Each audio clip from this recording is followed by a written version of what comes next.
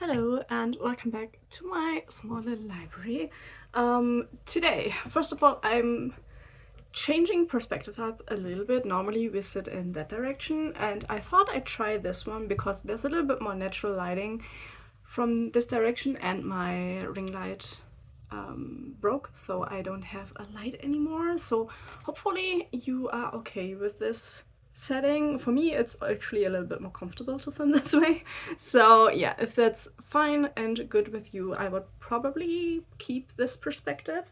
And yeah, let's talk about the books I plan on reading for August. We're gonna start with the obvious ones, which are the second books in series that I did a reread for the first ones for. So we're gonna start with The Eyes of the Void, or Eyes of the Void, there's no the, which is the second part in the Architect series by Adrian Tchaikovsky. I really loved the first one. I kind of actually liked it more than reading it the first time, now that I've reread it, which you will see in my wrap up for the month of July. I really loved the first one, rereading it again, so we are going to tackle this one. There's also a third one which I don't yet own, so this one will decide whether I buy the third one or not. So yeah, this is kind of like a space epic where there are these architects which are like moon-sized beings who come and reshape planets, and everything on them then dies through the reshaping, and humanity and a lot of alien species are kind of like fighting together and against each other, against the architects, and yeah, it's a whole problem for the universe and the humans especially. So we will see where the second part will take us. Hopefully it is good. But I have a lot of problems with like second child syndrome from a lot of authors, so I don't really know if it's gonna be good or not. And then the heaviest thing for this month is the second book in the Stormlight Archives, which is Words of Radiance, which this is so massive. Why? This is one book. This is one book. But obviously I have the two separate editions. But yeah, we have part one, which is the bigger part, and then we have part two, which is the slightly smaller but still way too big part. So yeah, I reread the first one. I did really like it. I have never read further in the series, and I own the first 4 books in these editions, and let me be honest, I think they are too long. But I do want to make my way through them, so we are going to try and tackle this book. Hopefully it's good, because otherwise it's gonna be a chore. But yeah, because of those 2 books, because they are so massive, like obviously the Brandon Sanderson is way more massive than the Adrian Tchaikovsky one, but even that one is like, I think, nearly 600 pages. So yeah, because of those big books, I've chosen to put a little bit of less books on the rest of my TBR. So I only have 3 other books on my TBR. And then, you know, if I get through these, I can always put more books on and read more, but I'm slightly afraid I won't even get through these. So the next book that we have is a second chance read, and that is This Woven Kingdom by Tahira Mafi. I like the other books I've read by her. I have not managed to get further than the first 100 pages, I think, in this one. Yeah, roughly. When I tried to read it the last time, so I'm giving it a second chance. I really like the design of this book. This is, yeah, an Illumicrate edition, and yeah, I mean, the edition is like incredibly pretty, but yeah, I didn't manage to get all that far the first time around. I now remember why I had a problem with this, but will probably be a problem getting through it. But yeah, this is about Alize, who is a servant and in the eyes of a lot of people pretty disposable, and then we have the crown prince Kamran, who is supposed to find a wife, and he falls in love with Alize, and things just spiral from there probably. But yeah, this is a good chance for a DNF, but I want to give it a second chance. But yeah, it's all that I dislike in romantasy, or like fantasy that is sold as fantasy and then it's a romantasy in the end. But yeah, we're gonna try.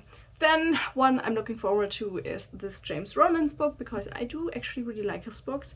This is Bloodline, a Sigma Force novel, so this is his special unit. It's like a special unit for the American forces who have like PhDs and are pretty like educated in like different types of fields, and they together make like this like special force unit that can take everything on. I really enjoyed the series so far. I think I gave 2 of them 4 stars, so we are on a good track record here. Also, they are mostly connected to like supernatural stuff. They are rarely just military stuff.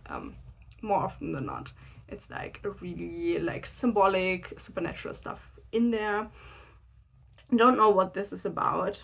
This could go wild. It has something to do with the president's daughter, who is pregnant and held hostage by Somali princes, and they are supposed to rescue her, but then there's an ambush. And so, yeah, it's gonna be, maybe this one isn't supernatural, which would be like actually kind of interesting. Not really supernatural, but like not 100% normal fiction, I would say. But yeah, we'll see. I don't know much about it, and I don't really need to know much about it because I like the action of those, so they most likely will be a good read. And then the last one is reread, because I needed something smaller for the month, like a little bit of a palette cleanser between the really big books, and so I decided I'm in the mood to reread Joyland by Stephen King. This is the illustrated edition. I really love this edition. It is about a horror, a haunting, and death in an amusement park. And our main character takes like a summer job or like a temporary job there, and things are going wrong from there. And yeah, it's a lot of fun. So yeah, I really like this edition because you have the illustration. I love the cover, have to be honest about that. And then you have like these like really nice pencil illustrations in the book. Yeah, I really like this. I think it got like 4 or 5 stars from me, so I'm in the mood for like a shorter, sweet short horror book. And yeah, if I can find some, I will probably also pick up an audiobook or 2 during the month, but that depends on what I can find from my library.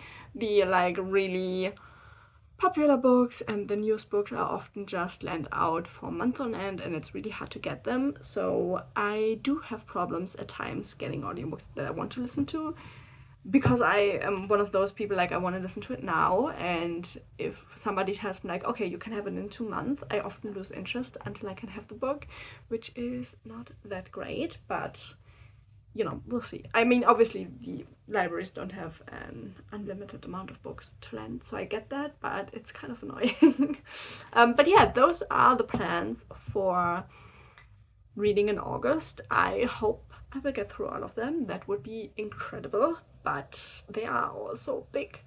I mean, except for Joyland, they are all pretty much, I think, at least 500 pages, every one of them. So we will see if I can make it through them. But yeah, I hope that was kind of interesting to you.